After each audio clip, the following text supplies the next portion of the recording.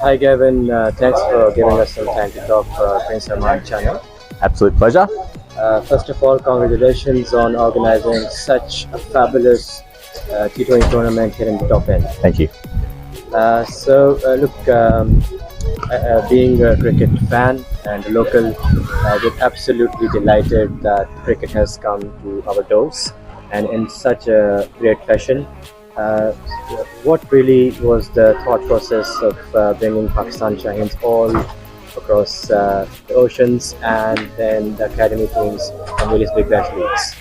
Yeah, well, I think we think we've got a great concept here in Darwin based on cricket in the winter, and so we want to share that opportunity with as many teams and people as we can.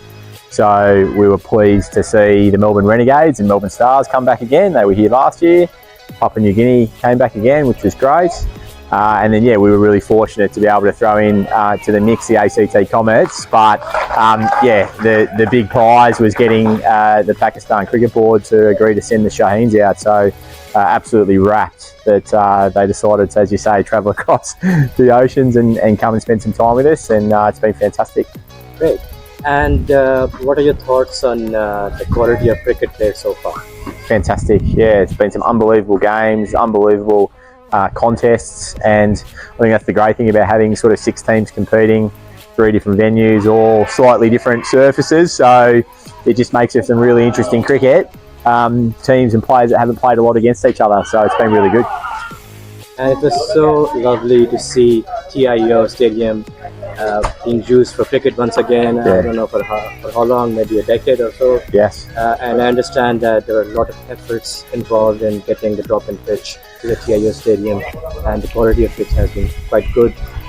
So can you tell us a bit more about that? Yeah, so big project. The last time there was a drop-in wicket in TIO was about 15 years ago.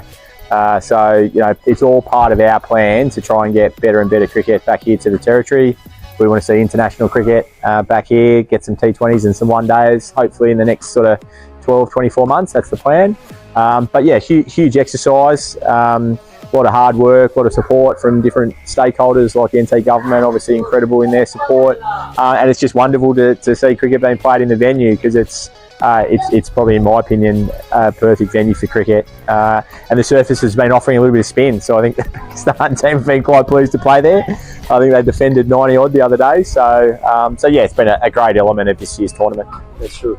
And it was so refreshing to see a Northern Territory team playing and up in the ante against such quality teams, international standard as well. A few words about some of the standout players. Tom Menzies has been doing so good, and some imports as well. What are your thoughts about the local cricket talent? Yeah, they've been terrific. I mean, top of the table, 4 from 4, and hopefully across the road there at Tower as we speak. If they can get the win against the Renegades, and that'd be even better. But the talent's been terrific. We've got some really good local young guys. Tom Menzies, 17-year-old, fast bowler with heaps of potential. Just picked in the Australian under-19 squad, so I think that says quite a lot about his future. And then just great to see some other young territory kids like Harsh Bimbrel, Kobe Edmonston, Michael Kudra, the keeper, and then we saw Hugo Mathias, another young 17-year-old, playing yesterday over at Garden. So there's some really good, I think, young talent there from the territory. And then, as you say, a couple of guys who have been up here for several winters, like Jason Sanger and Param Upal, who we sort of adopt as sort of our own for a tournament of this sort of standard. It's just been great to get their experience in and around some of those young territory players. Yeah.